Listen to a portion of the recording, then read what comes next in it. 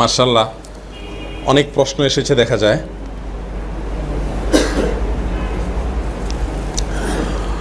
আমরা প্রশ্নোত্তর পর্বে যাচ্ছি ইনশাআল্লাহ। আপনাদের কোনো প্রশ্ন থাকলে লিখিত দিতে পারেন, সবগুলোর উত্তর দিতে পারবো কিনা জানি না, যতটুকু তৌফিক করলে ইনশাআল্লাহ হবে। আমরা কতক্ষণ পর্যন্ত যাব? আয়োজক ভাইরা কই?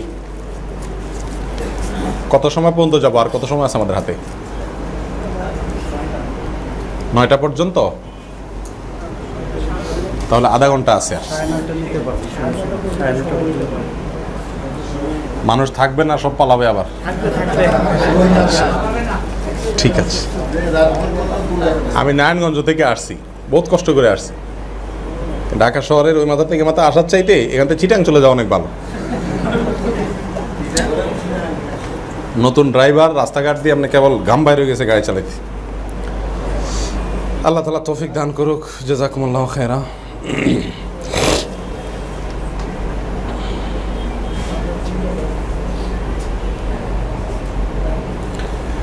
আলহামদুলিল্লাহ, অনেকগুলো প্রশ্ন এসেছে। আমি একটা একটা করে টাচ করি। কিছু কিছু প্রশ্ন আমি এড়াইয়া যাব, দেব না উত্তর। কথা বুঝেছেন? ফিল্টার করব। অতএব এটা এই জন্য করবো যে কিছু কিছু প্রশ্ন থাকে, উদ্দেশ্য থাকে খারাপ। ওটা প্রশ্ন দেখলে কিছুটা অনুমান করা যায়, অন্তরে হাত দিচ্ছি না, সেজন্য কিছু কিছু প্রশ্ন আমরা আগেই ফেলে দিব। আগে ভাগে বলে দিলাম আপনাদেরকে। কথা বুঝে আসছে? ডক্টর খন্দকার আব্দুল্লাহ জাহাঙ্গীর রহমাউল্লাহ বলতেন, এনটিভিতে স্যার লাইভ প্রশ্ন উত্তর দিতেন, তো স্যার বলতেন যে টেলিভিশন চ্যানেলে যারা প্রশ্ন করে আমাদের কাছে, তো এরা প্রশ্ন জানার জন্য করে না, এরা সব প্রশ্ন জানানোর জন্য করে। প্রশ্ন করবে, উত্তরটা মনের মতো পাইলে এবার একজন বলবে, দেখছস আমি বলছিলাম যে এই জন্য প্রশ্ন করে। তো এটা একেবারে খারাপ না, কিন্তু এটা কোনো কোনো ক্ষেত্রে খুব নিকৃষ্ট পর্যায়ে চলে যায়। অতএব এই টাইপের প্রশ্ন যেন আমরা না করি। প্রশ্ন করলাম বক্তাকে চেক করার জন্য, যাচাই করার জন্য, এরপরে বিপদে ফেলানোর জন্য, এই টাইপের ফাউল প্রশ্ন আমরা করব না। অনেকে আবার রাজনৈতিক প্রশ্ন তুলে দেয় যে যাতে করে মৌলবী উত্তরটা দিয়ে নি ফাঁসে। বুঝে আসছে কথা? তো এই ধরনের অসৎ উদ্দেশ্যে প্রশ্ন করা এটা গুনাহের কাজ, আল্লাহ তাআলা মাফ করুন। আবার কিছু কিছু প্রশ্ন আছে যেগুলোর উত্তর আমার জানা নেই, সেগুলো তো আমি দিব না। জি, একটা প্রশ্ন আসছে, সাহরির সময় কিভাবে মুনাজাত করব, সিস্টেমটা বলে দিবেন। জি, মুনাজাতের বিশেষ কোনো সিস্টেম নাই। আপনি আল্লাহর কাছে হাত তুলে চাইবেন, হাত তোলা ছাড়াও চাইতে পারেন। এবং দোয়ার পদ্ধতি হলো আল্লাহ সুবহানাহু ওয়া তাআলা প্রশংসা করবেন, নবী সাল্লাল্লাহু আলাইহি ওয়াসাল্লাম দরুদ প্রেরণ করবেন, এরপরে আল্লাহর কাছে আপনার মনে যা চায় তা চাইবেন। আল্লাহ সুবহানাহু ওয়া তাআলা কোরআন কারীমে বলেছেন, উদউ রাব্বাকুম তাদাররুআন ওয়া খুফিয়া, তোমরা তোমাদের রবের কাছে কেঁদে কেঁদে আর গোপনে চাও, দোয়া করো। তাহলে দোয়ার দুটি পদ্ধতি আয়াত থেকে আমরা জানলাম, যে কেঁদে কেঁদে এবং যতটা সম্ভব গোপনে। এখন আমাদের দেশে দোয়া মানে হলো কি, হুজুর দোয়া করে দেন মানে হলো এবার হুজুর বলবে আর সাথে সাথে আমিন বলবে চিৎকার দিয়ে দিয়ে। দোয়া এভাবে রাসূল আকরাম সাল্লাল্লাহু আলাইহি সাল্লাম থেকে প্রমাণিত আছে, ইস্তিসকা সালাতের ক্ষেত্রে আছে, আর দুই একটা ক্ষেত্রে দেখা যায়। কিন্তু আপনার সচরাচর ব্যক্তিগত দোয়াগুলো সব হবে গোপনে, যতটা গোপনে করা যায়। কেউ আশেপাশে থাকবে না, আমি আল্লাহর কাছে একটু কাঁদবো মন খুলে, আল্লাহ সুবহানাহু ওয়া তাআলার কাছে চাইবো, হারাম জিনিস চাইবো না, যেগুলো বৈধ সেগুলো চাইবো। আর দোয়া কবুলের জন্য যে শর্ত সেটা আগে নিশ্চিত করে নিব। হারামের সঙ্গে যদি সম্পর্ক থাকে, হারাম ইনকাম থাকে, আর দোয়া বউ বাচ্চা সব সহকারে করতে করতে, কানতে কানতে, গড়াইতে গড়াইতে, শুইতে শুইতে একেবারে পুরো বিছানা সব পানিতে ভাসায় ফেলান চোখের পানি, কোনো লাভ হবে না, এ দোয়া কবুল হবে না। রাসূল আকরাম সাল্লাল্লাহু আলাইহি সাল্লাম বলেছেন, বহু কষ্ট করে মানুষ বাইতুল্লাহ সফর করে, চুল এলোমেলো, গায়ে ময়লা, অনেক কষ্ট করে আসে, এসে দুই হাত তুলে আল্লাহর কাছে দোয়া করে, আন্না ইস্তাজাবু লা, কিভাবে তার দোয়া কবুল হবে? কারণ সে হারাম বক্ষণ করছে। হারাম এমন এক জঘন্য জিনিস, এটার ফলে আর দোয়া কবুল হয় না। দোয়া কবুলের জন্য এটা প্রতিবন্ধক। অতএব সে বিষয়টা নিশ্চিত করতে হবে যে হারামের সাথে আমার সংশ্লেষ নাই। যদি আগে কখনো থেকে থাকে, সেটা শুধুমাত্র মুখে আল্লাহর কাছে মাপ চাইয়া তওবা করলে হবে না। যাদের যাদের সম্পদ মেরেছি তাদের কাছে তাদেরটা পৌঁছে দিতে হবে, তারা না থাকলে তাদের ওয়ারিসদের কাছে দিতে হবে। তাদেরকেও যদি পাওয়া না যায়, ওই পরিমাণ সম্পদ তাদেরকে সওয়াবের উদ্দেশ্যে দান করে দিতে হবে। এরপরে আল্লাহর কাছে মাপ চাইতে হবে, তারপরে যায় মাফের আশা করা যেতে পারে। আপনি 2 ওয়াক্ত নামাজ বাদ দিছেন, 2-4টা রোজা রাখেন নাই, এগুলোর মাপ চাওয়া যত সহজ, বান্দার হক মারছেন সেটার মাপ চাওয়া এত সহজ নয়। আল্লাহ তাআলা তৌফিক দান করুন আমাদেরকে। আমি নিরাশ করছি না, আমি বলছি দোয়াগুলো যেন কবুল হয়, সে বিষয়টাকে এনশিওর করার জন্য আমাদেরকে দোয়া কবুলের জন্য যে বাধাগুলো আছে সেগুলো দূর করে রাখতে হবে। সবচেয়ে বড় বাধা হলো কি? হারাম উপার্জন। আল্লাহ তাআলা তৌফিক দান করুন। আল্লাহ রাসূল সাল্লাল্লাহু আলাইহি সাল্লাম সকালের পরে আর সিয়াম পালন করতেন না, এ হাদিসটির ব্যাখ্যা জানাবেন। অর্ধ শাবানের পরে আর সিয়াম পালন করতেন না। জি, অর্ধ শাবানের পরে অর্থাৎ শাবানের দ্বিতীয় অর্ধে সিয়াম পালন না করা সুন্নাহ, বিশেষ করে শেষের দিনগুলোতে। এটার কারণ কয়েকটা হতে পারে। এর একটি হলো শুরুর দিনগুলোতে শাবানের সিয়াম রেখে রেখে আমি নিজেকে অভ্যস্ত করলাম, শেষের দিনগুলোতে একটা গ্যাপ রাখলাম যাতে রমাদানের সাথে শাবানের একটা কি থাকে, পার্থক্য থাকে। আমি শাবানের শেষের দিকেও সিয়াম রাখলাম, রমজানেও সিয়াম রাখলাম, তাহলে ওই দুইটার ভিতরে কোনো কি থাকলো না, পার্থক্য। আল্লাহর একটা বিশেষ নির্দেশ হলো রমজানের সিয়াম। আমি শাবান মাসের শেষের দিকে যখন সিয়াম রাখছি না, তাহলে অপেক্ষা করছি কিসের জন্য? রমজানের সিয়ামের জন্য। এই জিনিসটি অনেক সুন্দর। অতএব সেটাকে এনশিওর করার জন্য শেষের দিনগুলোতে কি না রাখা, সিয়াম না রাখা। আরও অনেক হেকমা এর পেছনে থাকতে পারে। তবে হ্যাঁ, এটা ঠিক বিশুদ্ধ হাদিস দ্বারা প্রমাণিত। নবী রাসূলুল্লাহ সাল্লাল্লাহু আলাইহি ওয়াসাল্লাম শাবানের শেষের দিনগুলোতে কি করতেন না, সিয়াম রাখতেন না। বিশেষ করে একেবারে শেষের যে দিনটা শাবানের, যেটাকে ইয়াউমুশ শাক বলা হয়েছে হাদিসের ভাষায়, সেই দিনে সিয়াম পালন করা নিষেধ, রাখাই যাবে না শাবানের শেষের দিনে। গ্রাম দেশে অনেক মুরব্বীদেরকে দেখা যেত, এখন আছে কিনা জানি না, আমি ছোটবেলায়ও দেখেছি যে শাবানের শেষের দিন তারা খুব গুরুত্বের সাথে সিয়াম রাখেন। কেন সিয়াম রাখেন?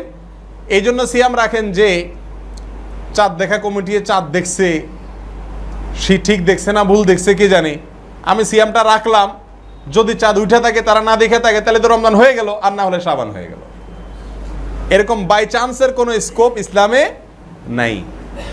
তো এটা যেন না হয় সেজন্য শেষের দিনটাতে কি রাখা, সিয়াম রাখা নিষেধ। এরকম কোনো পরিস্থিতি যেন তৈরি না হয়। রোজা রেখে কি টিভিতে সংবাদ দেখা যাবে? জটিল প্রশ্ন। প্রথম কথা হলো, রাসূল আকরাম সাল্লাল্লাহু আলাইহি সাল্লাম হাদিসের ভেতরে সিয়াম প্রসঙ্গে বলেছেন, যে ব্যক্তি সিয়াম রেখে অনর্থক কথা আর অনর্থক কাজ পরিহার করলো না, তো এই সিয়াম তার উপকারে আসবে না। সংবাদ দেখা কি আমার খুব গুরুত্বপূর্ণ কাজ?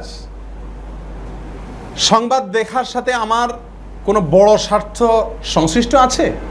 সংবাদ জানার জন্য কিন্তু সংবাদ দেখার প্রয়োজন হয় না। সংবাদ জানার জন্য সংবাদ দেখতে হয়, দেখা ছাড়া সংবাদ জানা যায় না। বড় কিছু ঘটলে সবাই আমাকে জানাবে না। অতএব রমাদান মাসে সিয়াম রেখে সংবাদ দেখা, বিশেষ করে পুরুষরা নারীদের পরিবেশিত সংবাদ দেখবেন, সংবাদের ফাঁকে ফাঁকে অ্যাডভার্টাইজ আসবে, এতে চোখের গুনাহ হবে। আর যদি চোখের গুনাহ হয় তাহলে আপনার চোখের সিয়াম হলো না, তাহলে সিয়াম এখানে অপূর্ণাঙ্গ হয়ে গেল। এই সিয়াম আপনাকে তাকওয়া অর্জন করতে সহায়তা করবে না। বিদায় আপনার সিয়াম আপনাকে মুত্তাকি বানাক, এটা যদি আপনি চান, তাহলে আপনাকে এই টেলিভিশন চ্যানেলের সংবাদ এগুলোকে যথাসম্ভব পরিহার করার চেষ্টা করতে হবে। আল্লাহ তাআলা তৌফিক দান করুন। রোজা রেখে সময় কাটানোর জন্য কি খেলাধুলা করা যাবে বা দেখা যাবে? সুবহানাল্লাহ ওয়া বিহামদি। এত সময় আপনি রোজা রেখে পাচ্ছেন যে সময় কাটানোর জন্য খেলাধুলা দেখার এবং করার প্রয়োজন। বিশেষ করে এবছর রমজানে বোধহয় বিশ্বকাপ বা বিশ্বকাপ হচ্ছে, আর সেজন্য প্রশ্নটা খুবই প্রাসঙ্গিক হয়েছে। দেখুন, রমাদান মাসে সিয়াম রেখে সময় কাটানোর জন্য আপনি খেলতে চাচ্ছেন বা খেলা দেখতে চাচ্ছেন, আমি প্রশ্ন করব, হে ভাই হে বোন, আপনার রমাদান মাসে এত সময় হাতে? সাহাবা একরাম রাসূল আকরাম সাল্লাল্লাহু আলাইহি ওয়াসাল্লামের কাছে এসে বলতেন, ইয়া রাসূলুল্লাহ, ইসলামটা অনেক বিশাল, এত কর্মসূচি, এত কাজ, এত দোয়া, এত ইবাদত, আমরা এতগুলা করে কুল পাচ্ছি না, এটা সংক্ষেপ করে দেন।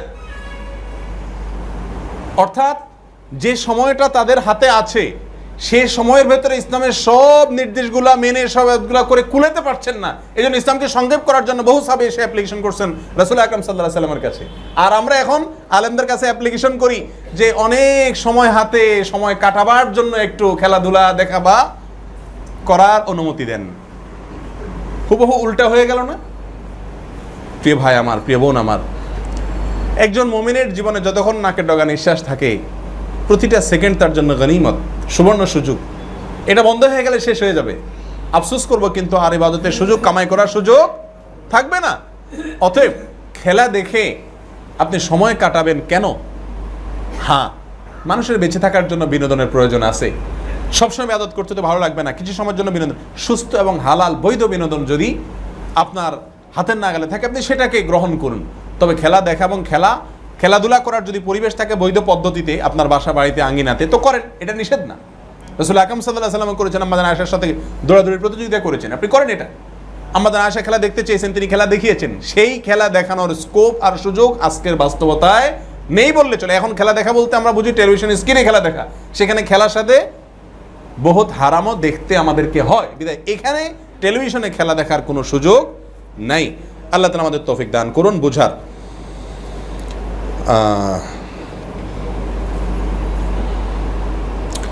বেলা ডুবার সাথে ইফতার করি, আজান হয় 5 মিনিট পর, ইহাতে সিয়ামের কোনো অসুবিধা হবে? সহিভাবে জানতে চাই। আজান যদি সূর্য ডুবার পরেও হয়, আপনি ইফতার সূর্য ডুবার পর করে ফেলেন, কোনো অসুবিধা নাই, বরং এটাই সুন্নাহ। রাসূল আকরাম সাল্লাল্লাহু আলাইহি ওয়াসাল্লাম বলেছেন, আমার উম্মত যতদিন পর্যন্ত ইফতারি তাড়াতাড়ি করবে আর সাহারি দেরিতে করবে, শেষের দিকে করবে, ততদিন পর্যন্ত তারা কল্যাণের ভেতরে থাকবে। আমাদের সমাজে ইফতারের সময় হওয়ার সূর্য ডুবার সঙ্গে সঙ্গে ইফতার করলে অনেকে আশপাশ থেকে দমক দিয়ে বলে, হ্যাঁ পেট কি সোলায় পড়ছে নাকি, সারাদিন না খায় রয়েছে, এখন 2-3 মিনিটের জন্য মরে যাবে নাকি, আর একটু সবর কর। বুঝে না যে ইফতারি সঙ্গে সঙ্গে করার ভেতরে সওয়াব বেশি। আর সাহারি এটা যত দেরিতে করা যায়, সাহারি আমরা অনেক আগে করি, আজানের অল্প একটু আগে সাহারি শেষ করা দরকার, এটা সুন্নাহ। তাড়াতাড়ি ইফতারি করা, দেরিতে সাহারি করা। শিয়াদেরকে আমরা দেখেছি সৌদি আরব থাকাকালীন সময় এরা ইফতারি করে অনেক দেরিতে। অতএব রাসূল আকরাম সাল্লাল্লাহু আলাইহি ওয়াসাল্লামের সুন্নাহ হলো তাড়াতাড়ি কি করা, ইফতার করা। যদি আজান দিতে দেরি করে তো আপনি সালাত একটু পরে পড়েন, সমস্যা নেই, জামাত পরে হবে, কিন্তু ইফতারিটা কি করেন সূর্য ডোবার পরে, দেরি না করে সাথে সাথে করেন। আরেকটি প্রশ্ন করেছেন এক বোন, আমি ফ্যামিলি নিয়ে আমেরিকায় থাকি, ওখানে আমরা মর্গেজে বাড়ি কিনেছি, 30 বছরে পরিশোধ করতে হবে, এটা কি সুদের সাথে জড়িত? এমত অবস্থা আমাদের করণীয় কি? দেখুন, বিস্তারিত পদ্ধতি তো আমার জানা নাই, বাকি সুদের সাথে জড়িত হওয়ার সম্ভাবনা তো প্রায় 99%। এই মুহূর্তে করণীয় কি? দেখুন, পৃথিবীতে থাকার জন্য একটা বাড়ির অবশ্যই প্রয়োজন, কিন্তু বাড়ির মালিক হওয়া এটা আদৌ প্রয়োজন না। থাকার জন্য একটা বাড়ি ভাড়া হতে পারে, আমি যদি নিজের অ্যাবিলিটি না থাকে বানানোর, তো সুদের লোন নিয়ে সুদের উপরে ভিত্তি করে আমি বাড়ি বানাবো, এটা কোনো মুসলিমের কাজ হতে পারে না। মুসলিম তো ওই যে জীবনের সিয়াম পালন করতে গিয়ে আল্লাহর নির্দেশকে ফলো করবে। সুদকে আল্লাহ তাআলা হারাম করেছেন, সুদি লোন ছাড়া আমি বাড়ি করতে পারছি না, তো আমি বাড়ি করবো না। এটা হলো মুমিনের আদর্শ। এখানেই তো পরীক্ষা, এই জায়গাটাতে স্ট্রং হয়ে হারামকে না করতে পারা। আমি সম্পদশালী হব না, আমি বাড়িওয়ালা হব না, সারা জীবন ভাড়াটিয়েই থেকে গেলাম, কিন্তু আমার আল্লাহকে সন্তুষ্ট করার স্বার্থে। বিশেষ করে পশ্চিমা দেশগুলোতে যারা বসবাস করেন, যেখানে সুদভিত্তিক লোন ছাড়া আর কোনো বিকল্প ওয়েই নেই, তাদের জন্য এটা জায়েজ হবে না। তো আমি জায়েজ নাজায়েজ জিনিসটাকে নাজায়েজ, হারাম জিনিসটাকে হালাল করার কোনো স্কোপ নাই। আল্লাহ তাআলা আপনাকে সহজ করুক, এবং বৈধ কোনো পদ্ধতিতে যদি লোন নেওয়ার সুযোগ থাকে সেভাবে আপনি বাড়ি করার তৌফিক আল্লাহ তাআলা দান করুক, আমি দোয়া করি।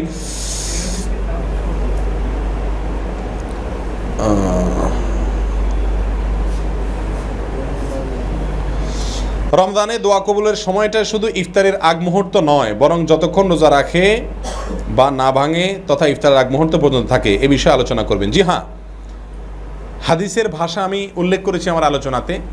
3 ব্যক্তির দোয়া আল্লাহ সুবহানাহু ওয়া তাআলা ফিরিয়ে দেন না, যে হাদিসে এসেছে সেখানে বলা হয়েছে আস-সাইম হাত্তা ইফতির, অন্য বর্ণনায় আসছে আস-সাইম হিনা ইফতির।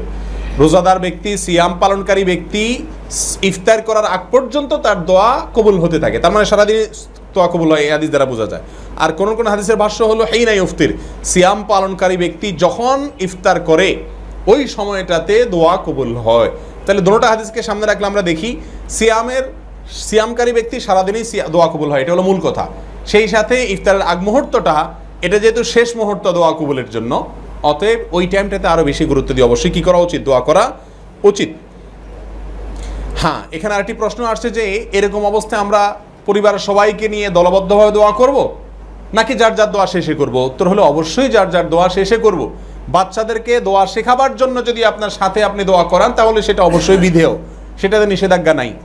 যে আপনার ছোট ছোট বাচ্চারা, তাদেরকে আপনি শিখিয়ে দিলেন আব্বু আল্লাহর কাছে এটা বলো, ওইটা বলো, আল্লাহর কাছে চাও, তাদেরকে শিখাই দিলেন বা আপনার সাথে বলাইলেন, তাহলে এটা জায়েজ আছে। তবে হ্যাঁ, অ্যাডাল্ট যারা বড় আছেন, বাইর হয়তো মুরব্বী একজন বললেন, সাথে অন্যরা আমিন আমিন বললেন, না, এ ধরনের না করে প্রত্যেকে যার যার দোয়া পার্সোনালি করাই কি উত্তম, এবং এটাই সুন্নাহ সম্মত। আব্বু বাইরে কাজ করে ইউরোপে একটা রেস্টুরেন্টে, এখানে হালাল হারাম মিক্সড, এই ক্ষেত্রে এই ইনকামটার কি হবে? আমি এখনও স্টুডেন্ট, আর আব্বুর এই ইনকামের দ্বারা যে সম্পত্তি হয়েছে তার উত্তরাধিকার কি হতে পারবো? খুব জটিল একটি প্রশ্ন। দেখুন ভাই, বাবা অথবা স্বামী অর্থাৎ অভিভাবক, তারা যদি হারাম উপার্জনের সাথে জড়িত থাকে, তাদের অধীনস্থরা যদি এমন হয় যে তাদের উপার্জনে কোনো সক্ষমতা নেই, তারা উপার্জন অক্ষম, মেয়ে মানুষ তিনি বাইরে যে উপার্জন করতে পারছেন না, ছোট বাচ্চা মানুষ এখনও বাইরে উপার্জন করতে পারছেন না, তাহলে সেক্ষেত্রে অভিভাবক যদি হারাম উপার্জন করে, বাধ্য হয়ে সেই হারাম তিনি গ্রহণ করতে পারবেন, যেহেতু তার কোনো বিকল্প হয়ে নাই। কিন্তু প্রশ্নকর্তা যেহেতু একজন ছাত্র মানুষ, আপনি তো আপনার বাবার যদি উপার্জন হারাম হয়, আপনি তো নিজে উপার্জন করতে সক্ষম। একজন কলেজের ছাত্র, তিনি অবশ্যই উপার্জন করতে সক্ষম, রিক্সা চালাতে অবশ্যই সক্ষম, কি বলেন? পারি না? ইজ্জত যাবে। প্রাইভেট পড়াইতে পারেন কি না পারেন? অর্থাৎ আমার কাছে হালাল হারাম বিষয়টা কতটা গুরুত্বপূর্ণ, এটা হলো মূল বিষয়। আমার বাড়িতে আগুন লাগলে আমার গায়ে জামা আছে না গেঞ্জি আছে এটা আমি দেখবো না, ঠিক না ভাই? ঠিক। ওখানে কিন্তু আমার ফেস্টিজ ইস্যুটা মূল না, আমার জীবন বাঁচানোটা মূল থাকে। তাহলে জাহান্নামে যাওয়ার প্রশ্ন যেখানে থাকে, বিশ্বাস যদি হয় যে হারাম খাইলে জাহান্নামে যেতে হবে, তাহলে এখানে আমার ফেস্টিজ কোত্থেকে আসে? রিক্সা চালাই না কি চালাই, আমাকে তো জীবন বাঁচাইতে হবে এবং হারাম থেকে বাঁচতে হবে। গত 3-4 দিন আগে ফেসবুকে এক যুবক ভাই আমাকে ইনবক্স করেছেন, বলেছেন শেখ বিপদে পড়েছি, আমি তেমন কোনো কাজ করি না, একটা ব্যবসা করতাম সেটাও বন্ধ হয়ে গেছে, 2টা বাচ্চা আছে আমার, বাবার সংসারে থাকি, বাবা মোটামুটি অর্থকরী যা আছে ভালোই চলে। হঠাৎ করে ওনাকে কে বুদ্ধি দিছে, উনি সুদভিত্তিক লোন আনছেন, ওইটা ব্যবসা ঢুকাইছেন, এখন সেই সুদের টাকা সংসারে আসবে, ওইটা আমাদের খেতে হবে।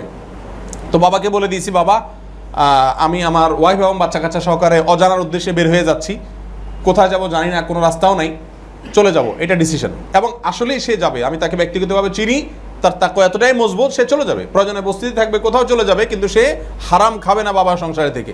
সে ডিসিশন নিয়ে নিস, আমার কাছ থেকে পারমিশন নেওয়ার জন্য বললো যে সেখানে আমি চলে যেতে চাচ্ছি।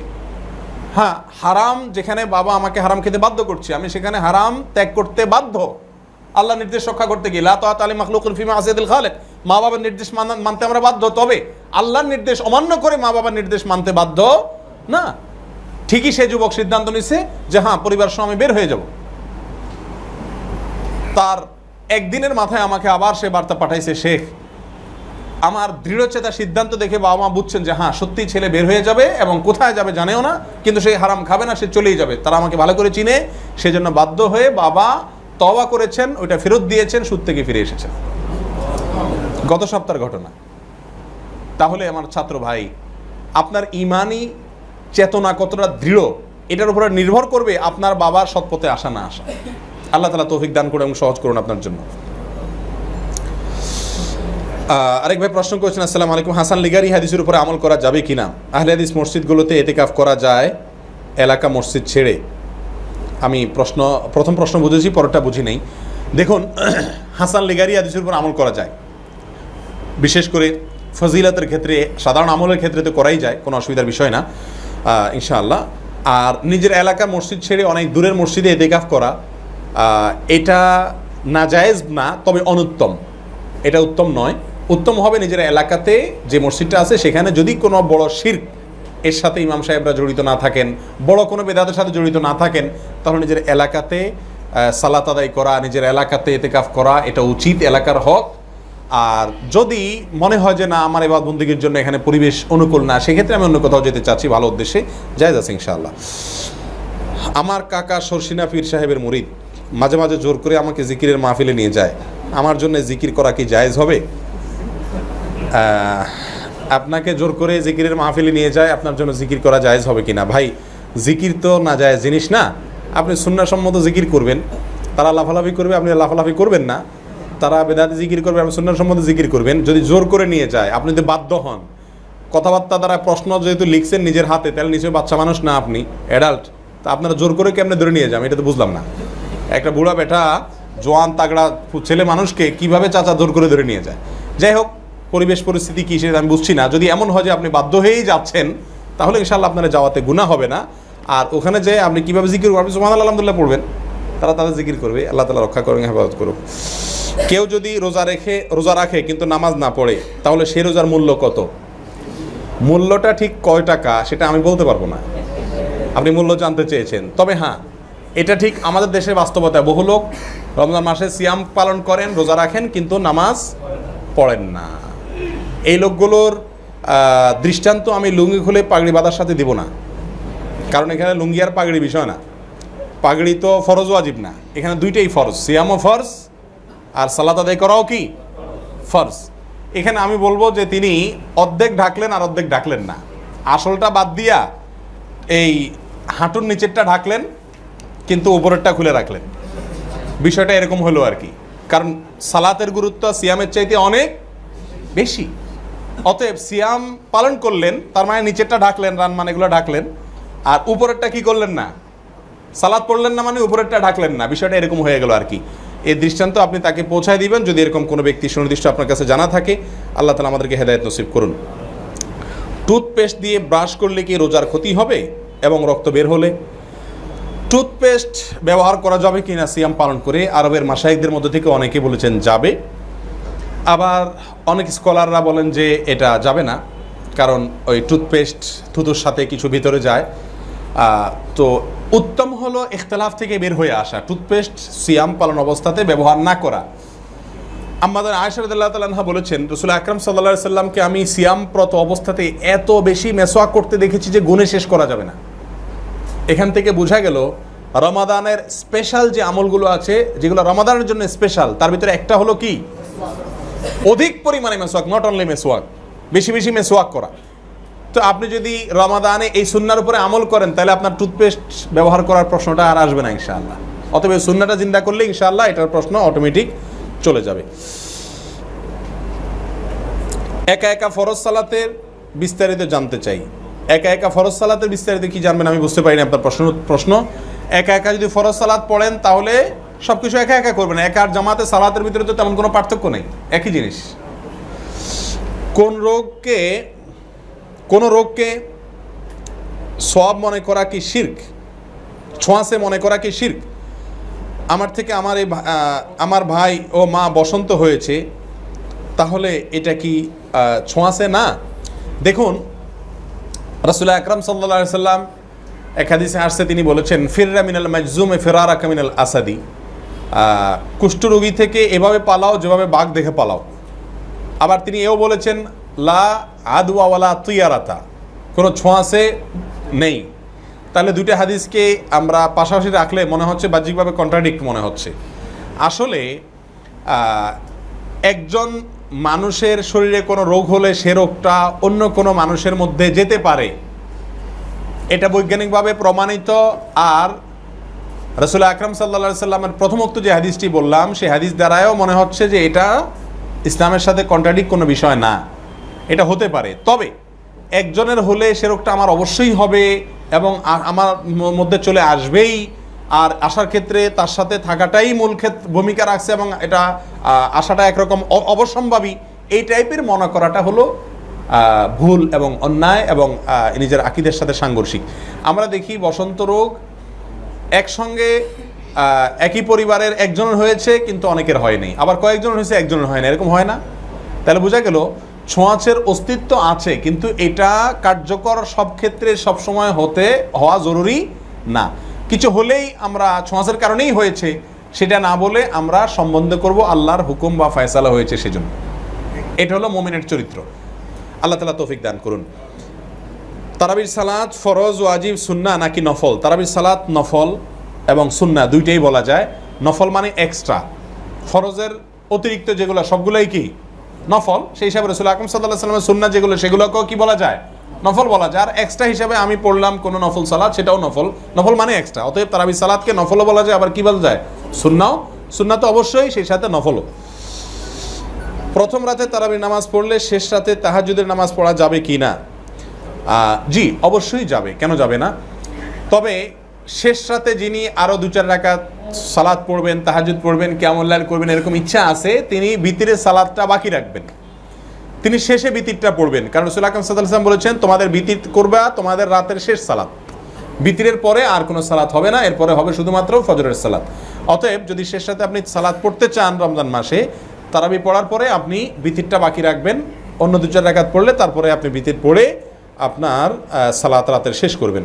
রাসূল আকরাম সাল্লাল্লাহু আলাইহি ওয়াসাল্লাম বলেছেন, সলাতুল লাইলি ওয়ান নাহারি মাতনা মাতনা, দিন এবং রাতের সালাত 2 রাকাত করে আপনি যত খুশি পড়েন, তবে কোয়ালিটি যত ভালো করতে পারেন সেটা হলো সবচেয়ে জরুরি বিষয়। সালাতে ক্রমানুযায়ী সূরা পড়া কতটুকু গুরুত্বপূর্ণ এবং কোরআন হাদিসের আলোকে? সালাতে ক্রমানুযায়ী সূরা না পড়া হয়, অর্থাৎ সিরিয়াল মেনটেন করে সূরা না পড়া হয়, আগে পরে করা হয়, সালাত হয়ে যাবে ইনশাআল্লাহ। এটা কারণে সালাত হবে না বিষয়টা এরকম না। তবে হ্যাঁ, বিশেষ করে আয়াতের যে সিরিয়াল, এটা মেনটেন করা উত্তম এবং ভালো।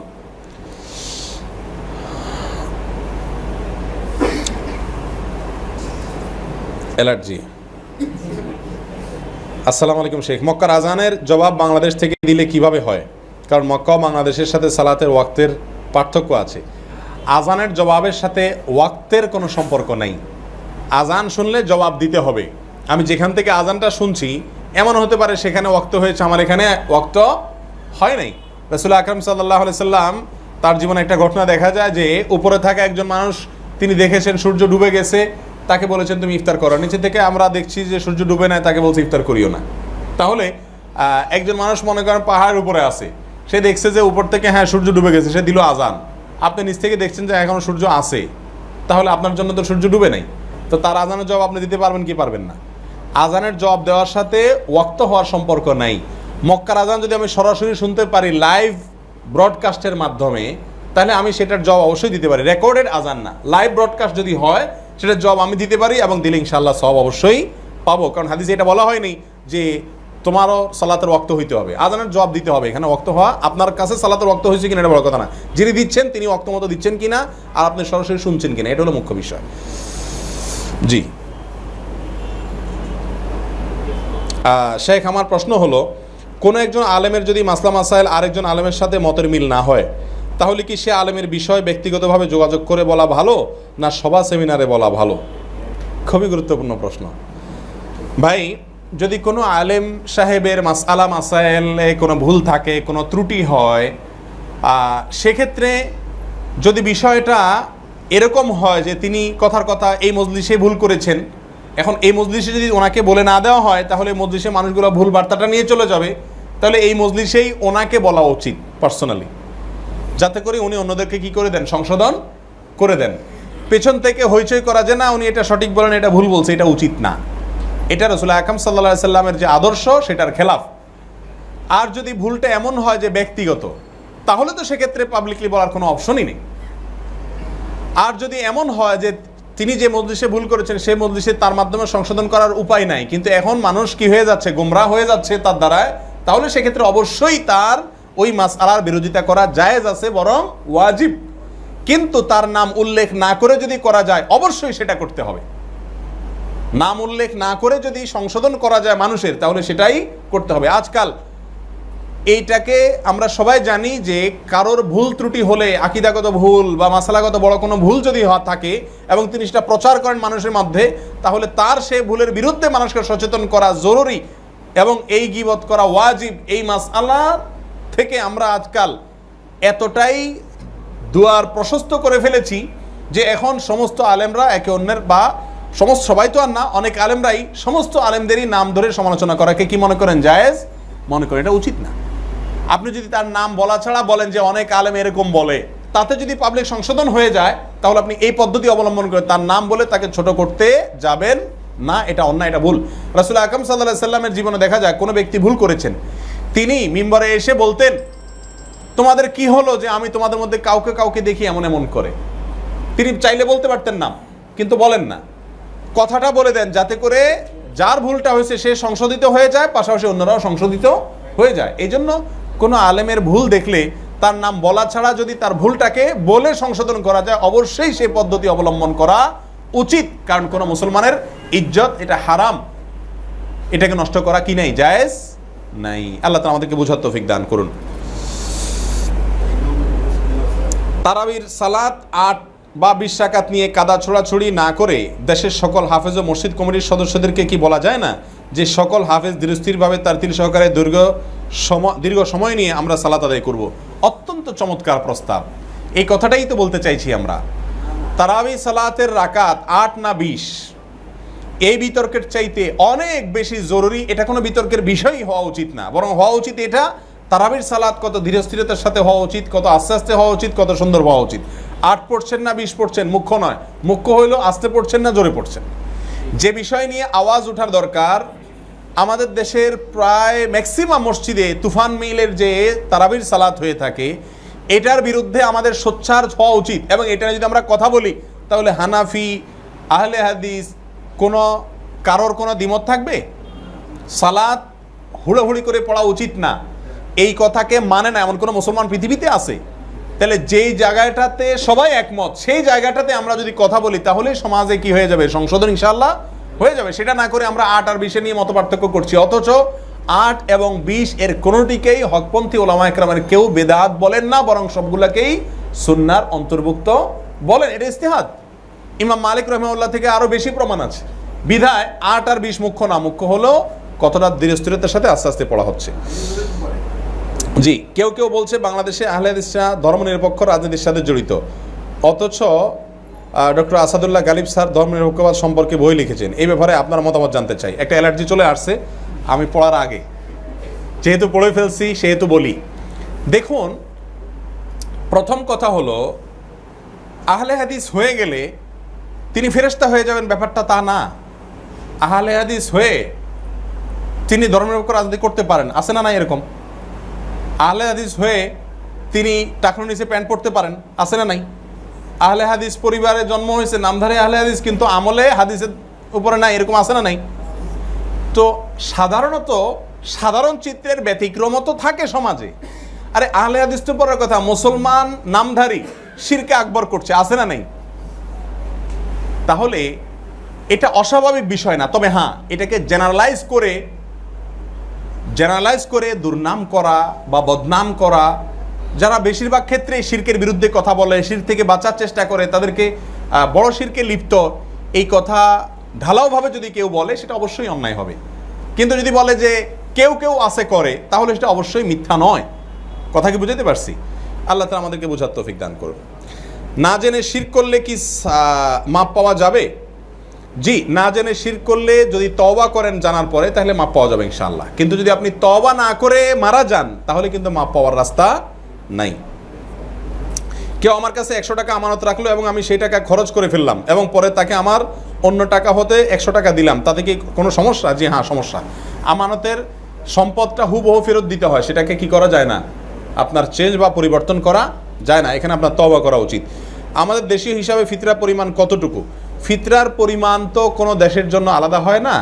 ফিতরার পরিমাণ তো আপনি খাদ্য দিয়ে যদি দেন, তাহলে সার হিসাবে যেটা হবে সেটা দিবেন। 2.5 থেকে 3 কিলো চাউল দিয়ে দিলে আপনার ফিতরা আদায় হয়ে যাবে।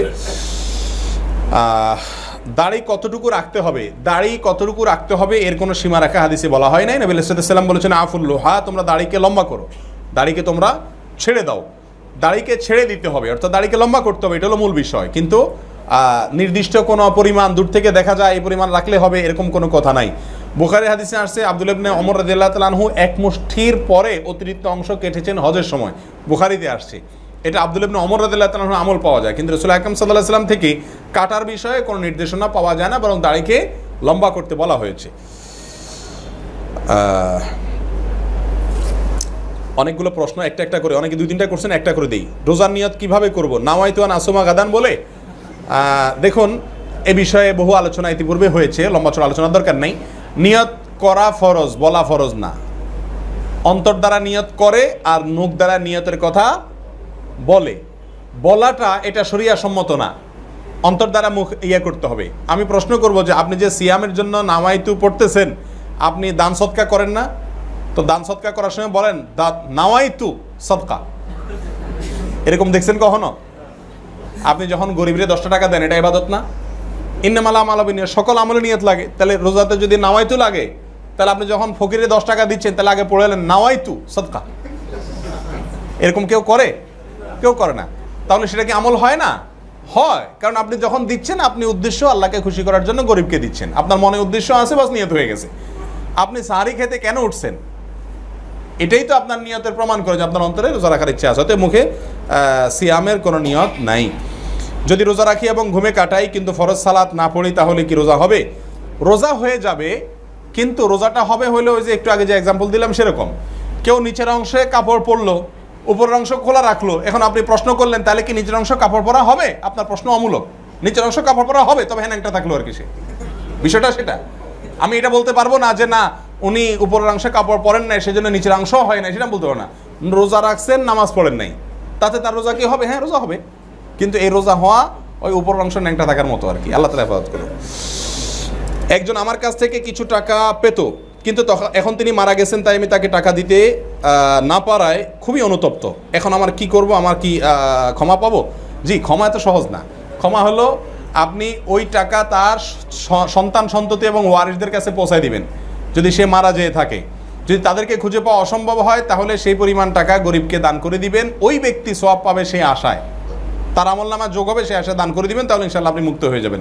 আপনি এখন আল্লাহর কাছে কেঁদে কেটে মাপ চাই কোনো লাভ হবে না। পয়সা করি বা অন্যের হক মারলে ওইটা পরিশোধ করতে হয়, তারপর আল্লাহর কাছে মাপ চাইতে হয়। পরিশোধ না করে মাপ চাওয়া, এটা হলো কূপে মনে করেন এটা বিড়াল পড়ছে মারা গিয়ে, এখন আপনি বিভিন্ন ফেকার মাসালা অনুযায়ী এত বালতি পানি ফেলে দিলে পাক হবে, বা এটা করলে হবে, ওইটা করলে হবে। আপনি এখন পানি ধুমসে ফেললেন, কিন্তু এই বিড়াল ভিতরেই থাকলো, কোনো লাভ হবে? বিড়াল ফেলতে হবে, তারপরে পানি ফেলেন। বুঝে আসছে কিনা? অতএব কারোর টাকা দেনা আছেন, তার টাকা দেন তাকে, তার না পারলে ওয়ারিসদের দেন, ওয়ারিস পারলে গরিবদের দেন, তারপরে যে আল্লাহর কাছে মাপ চান। কাইন্দা কেটে মাপ চাইয়া বুড়া বয়সে দাঁড়িয়ে রেখা সারা জীবন চুরিদারি করিয়া আল্লাহর কাছে মাপ পাবেন, এটা বোকার স্বর্গে বাস, এটা সঠিক না। বান্দার হক পাই পাই করে হিসাব দিয়ে তারপর আল্লাহর কাছে মাপ চাইতে হয়। আল্লাহ তাআলা আমাদের হেফাজত করুন।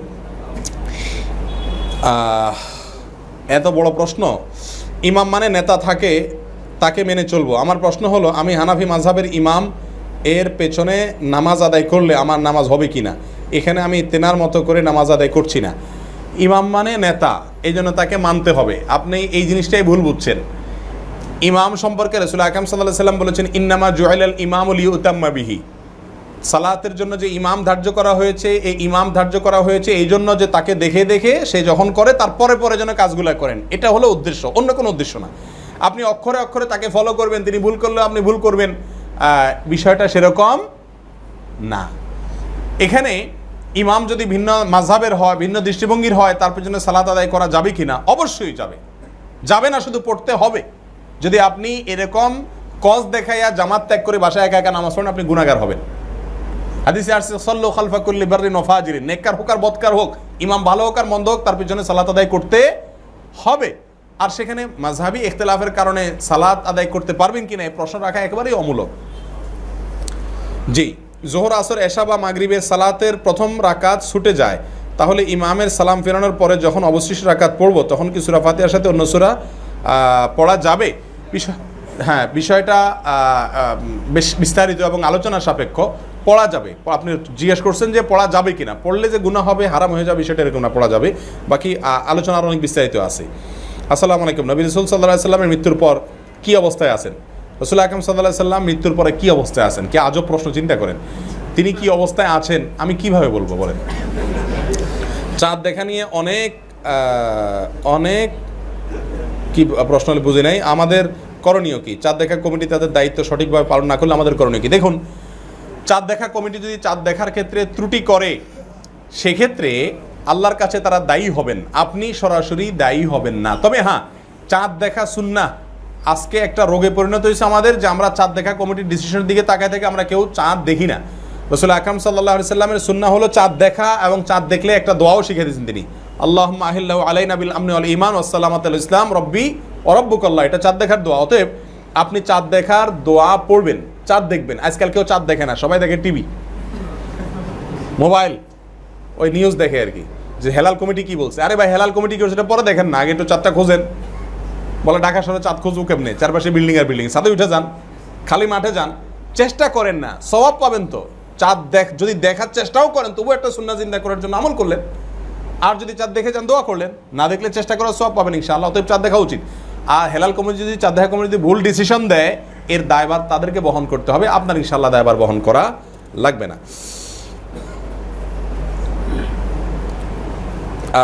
কোনো ব্যক্তি যদি মসজিদে নামাজ পড়ে, ওই ব্যক্তির কতটুকু সামনে দিয়ে হাঁটা চলা করা যাবে?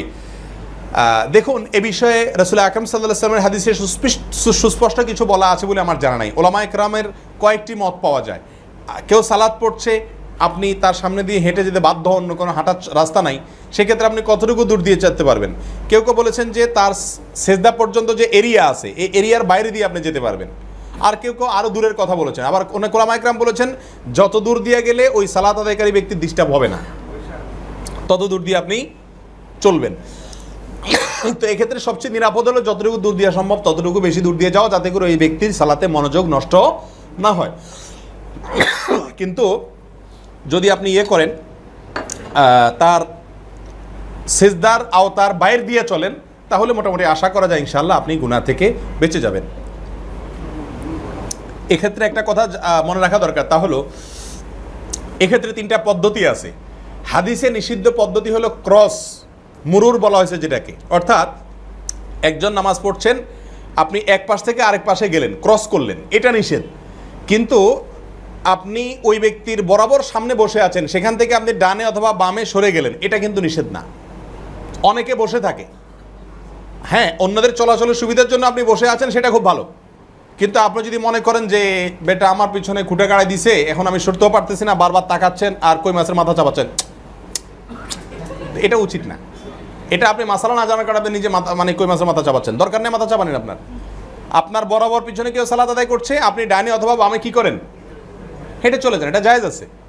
অথবা অনেক সময় দেখা যায় একজন পিছনে সালাত আদায় করছে, এদিকে একামতের প্রস্তুতি চলছে, তখন কাতারে ফাঁকা থাকে, ওই তার বরাবর কেউ আসে না, না পাশ থেকে ওই বরাবর এসে দাঁড়ানোতে কোনো অসুবিধা নেই।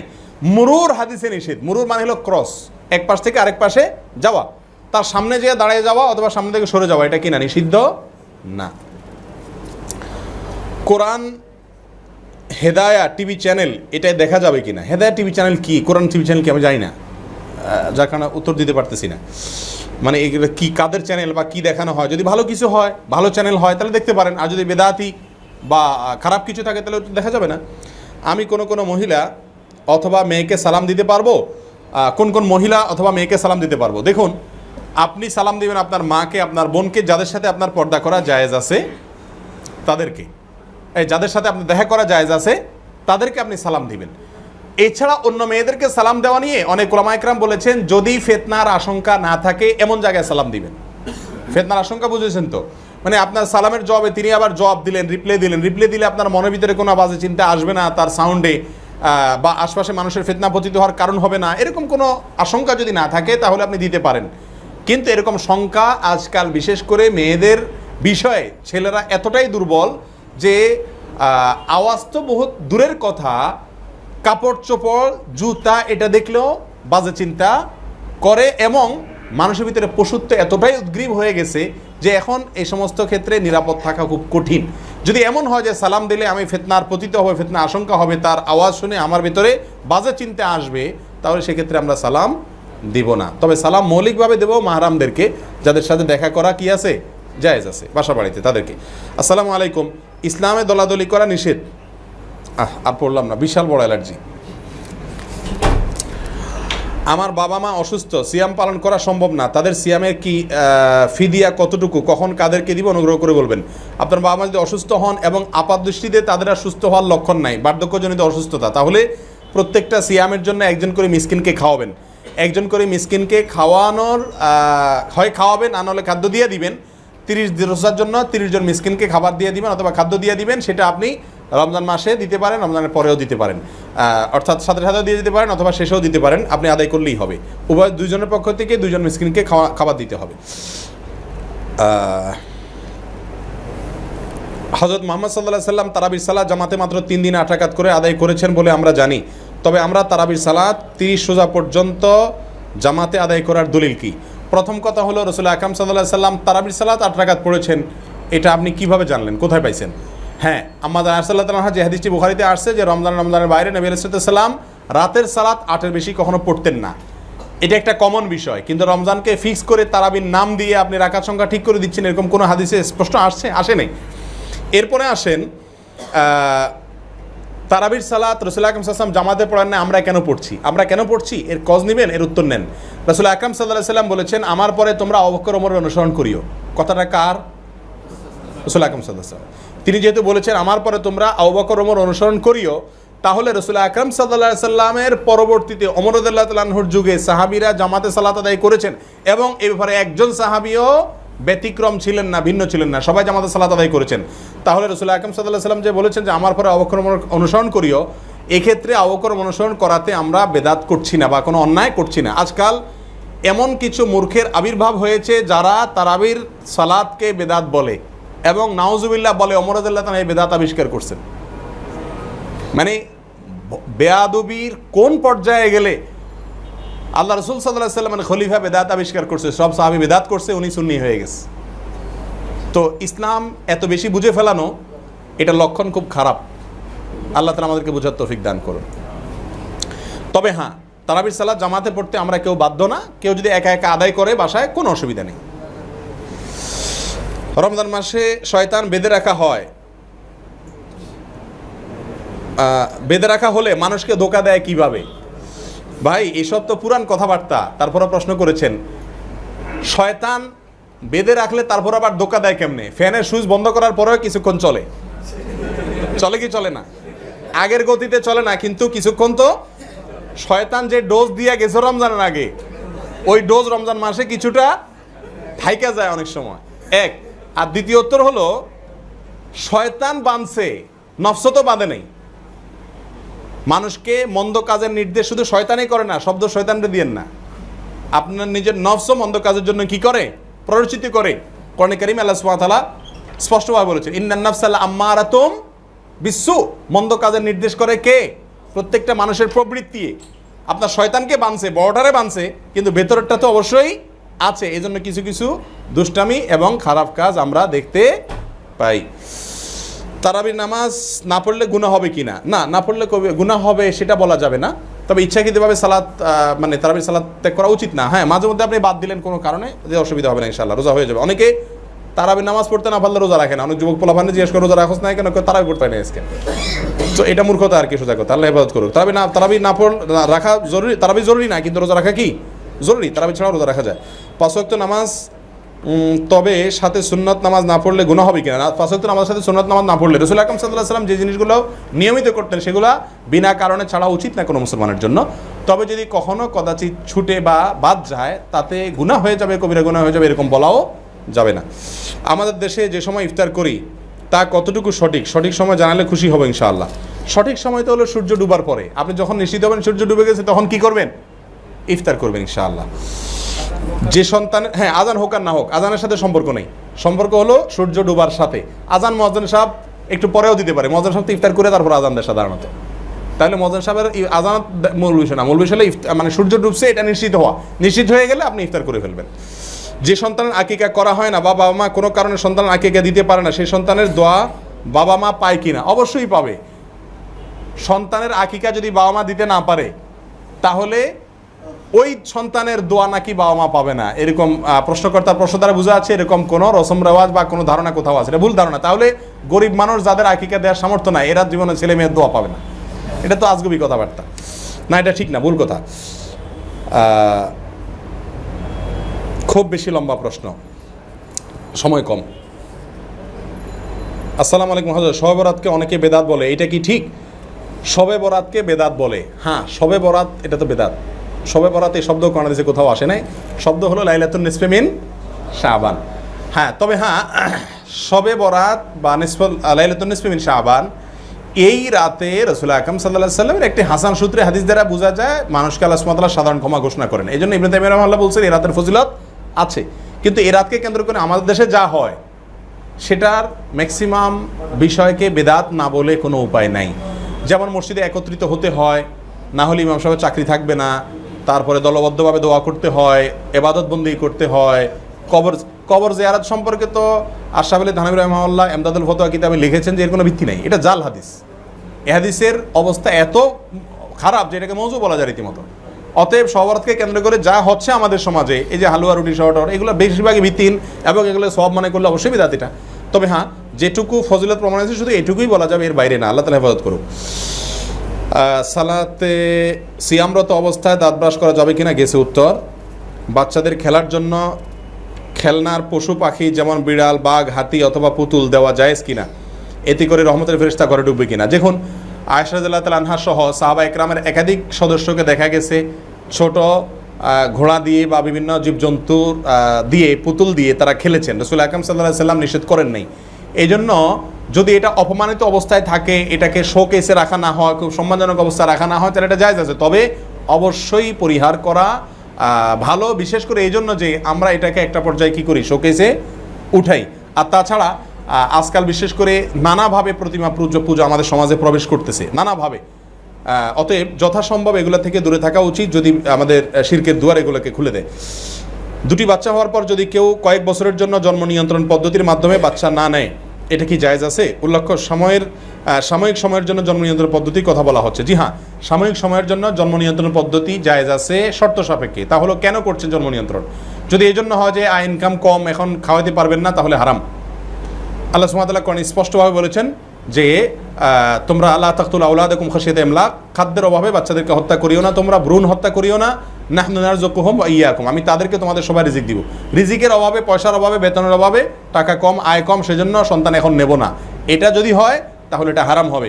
হ্যাঁ, আর যদি এমন হয় যে এখন এই মুহূর্তে আরেকটা বাচ্চা হলে দুইটা বাচ্চা একসাথে পালন করতে পারবো না, মায়ের কষ্ট হবে, বাচ্চা আরেকটা দুধ পাবে না, অথবা যেই পরিবেশে আসি এই বাসাতে আরেকটা বাচ্চা হয়ে গেলে কষ্ট হয়ে যাবে দুটোটার, এই সমস্ত কজে যদি হয়, স্বাস্থ্যগত কারণ বা পরিবেশগত কারণ, তাহলে জায়েজ আছে। তবে স্থায়ীভাবে না হয়ে অবশ্যই সেটা অস্থায়ী হতে হবে। আমার বাচ্চাকে ছোটোবেলা থেকে দিনী জ্ঞান দিয়ে বড় করার ইচ্ছা ইনশাআল্লাহ, কিন্তু বাচ্চা দাদা দাদির কাছে থাকে বেশিরভাগ সময়। তারা উভয়ই টিভি দেখেন এবং হিন্দি সিরিয়াল দেখেন, যেটা বাচ্চার উপরে প্রভাব ফেলে। বাসায় টিভি রাখা কতটুকু জায়েজ? রমাদান মাসে টিভির ফিতনা থেকে কিভাবে বাঁচা যায়? বাচ্চার উপরে টিভির ভয়াবহতা কিরূপ? কার্টুন দেখা যাবে কিনা একটু বিস্তারিত বলুন। দেখুন, টেলিভিশনের প্রভাব বাচ্চার উপরে অনেক বেশি পড়ে। বিশেষ করে দাদা দাদি যদি বাচ্চাকে টেলিভিশনে বাজে জিনিস দেখায় এবং আস্তে আস্তে ছেলে টেলিভিশন আসক্ত হয়ে যাবে এরকম মনে হয়, তাহলে অবশ্যই আপনি দাদা দাদির কাছ থেকে বুঝিয়ে শুনিয়ে যেভাবে হোক আপনার বাচ্চাকে আপনি দূরে সরাইতে হবে, যদি তাকে দিনদার হিসাবে বড় করতে চান। ছোটবেলা যদি এই রোগ ঢুকে যায়, পরবর্তীতে এই বাচ্চাগুলো আর দিনের পথে আসার সম্ভাবনা একেবারেই ক্ষীণ হয়ে যায়, সোজা কথা। আর এছাড়া এটা স্বাস্থ্যের জন্য ক্ষতি, দিনের জন্য ক্ষতি, চোখের জন্য ক্ষতি, মেধার জন্য ক্ষতি, সব দিক থেকে ক্ষতি। বিধায় এ বিষয়ে সাবধান থাকা উচিত। কার্টুনের কথা আপনি বলেছেন, বাচ্চাদের কার্টুন দেখানোর ক্ষতি বহুবিধ। শরঈ ক্ষতি আছে, দুনিয়াবি ও জাগতিক ক্ষতি আছে। বিধায় বাচ্চাকে শারীরিক যেসব খেলনা আছে সেগুলো দেওয়ার চেষ্টা করুন। কার্টুনের এডিকশন আজকাল বাচ্চাদের মধ্যে ভয়াবহ আকার ধারণ করছে, বিধায় দিকে আমি বলবো আপনি যাবেন না। আমরা জানি যে খেলার মধ্যে 3টা খেলা সুন্নাহ, আর বিছিয়ে টাইপ খেলা হারাম, যেমন লুডো, ক্যামেরা, দাবা। এখন এছাড়া বাকি খেলাগুলো কি হারাম? দেখুন, সুনির্দিষ্ট কিছু খেলাকে হাদিসের ভাষায় নিষেধ করা হয়েছে। লুডো এবং আপনার ওই দাবা, এই টাইপের যে খেলাগুলো আছে এগুলোকে স্পষ্টভাবে হাদিসের ভাষায় নিষেধ আছে, বিধায় এগুলো আমাদের জন্য জায়েজ নাই। আর কোনো খেলা যদি শারীরিক কসরত হয় এবং সেখানে খেলোয়াড়দের এক পক্ষ আরেক পক্ষকে কোনো আদান প্রদান না করে এবং শরীয়তের কোনো বিধান লঙ্ঘন না হয়, তাহলে সেটা কি হবে? জায়েজ হবে ইনশাআল্লাহ। ফরজ গোসলের সময় মাথা মাসার সম্পূর্ণ চুল কি ভিজাইতে হবে? জি, ফরজ গোসলের সময় আপনাকে অজু করতে হবে, মাথাও মাসে করতে হবে। অতএব অজুতে যেরকম মাসে করেন এখানে সেভাবে মাসে করবেন। মেয়েরা কি ঘরের ভিতরে টি শার্ট পরতে পারবে? এটা কি পুরুষদের অনুকরণ হবে? ঘরের ভিতরে মেয়েরা কি পোশাক পরবে এই বিষয়টি মেয়েদের একান্ত ব্যক্তিগত বিষয়, এবং তার স্বামী যদি হয় থাকেন বাসাতে, বিবাহিত হন, তাহলে স্বামীর রুচির বিষয়। তবে অবশ্যই ইহুদি, খ্রিস্টান এবং ফাসেক মেয়েদের অনুসরণ থেকে দূরে সরে আসা উচিত। ফাসেক মেয়েরা তারা পুরুষদের সাথে বেশভূষা ধারণ করতে পছন্দ করে। দিনী মেয়েদের, দিনদার মেয়েদের অবশ্যই তাদের থেকে ব্যতিক্রম থাকা উচিত এবং তাদের অনুকরণ করা উচিত না। বিধায় টি শার্ট পরে বাসা বাড়িতে থাকা হারাম হবে সেটা বলবো না, তবে যদি এটা আপনার সমাজের ফাসেক মেয়েদের ট্র্যাডিশন হয়, তাহলে মুত্তাকি মেয়েদের ট্র্যাডিশন হওয়া উচিত। এর খেলাফ, অর্থাৎ এমন পোশাক পরা উচিত যা মুত্তাকি এবং ফাসেকদেরকে পৃথক করা যায়, আলাদা করে দেয়, এরকম থাকা উচিত। হ্যাঁ, শখের বশত আপনার স্বামী কখনো আপনাকে টি শার্টে দেখতে চেয়েছেন, একান্তে আপনারা আছেন আর কেউ নাই, তো এরকম অবস্থায় তো এটা পরা নাজায়েজ হবে না, হারাম হবে না ইনশাআল্লাহ বিদিনিল্লাহ। আমার মনে হয় বন্ধ করি, কারণ প্রশ্নতে কোনো শেষ নেই, অগণিত প্রশ্ন, আমার মুখে ব্যথা হয়ে গেছে। জি, আল্লাহ তাআলা তৌফিক দান করুক ইনশাআল্লাহ। বাকি প্রশ্ন অন্য কোনো প্রোগ্রামে হবে। আল্লাহ তাআলা আপনাদের সবাইকে জাযায়ে খায়ের দান করুন। অনেক কষ্ট দিলাম, অনেক সময় নিলাম, যদি ভালো কিছু বলে থাকি আমার আল্লাহর পক্ষ থেকে, ভুল কিছু বললে শয়তানের পক্ষ থেকে, আল্লাহ আমাকে মাফ করুন, আপনাদেরকে মাফ করুন। জাযাকুমুল্লাহু খায়রা। আসসালামু আলাইকুম ওয়া রাহমাতুল্লাহি ওয়া বারাকাতুহু।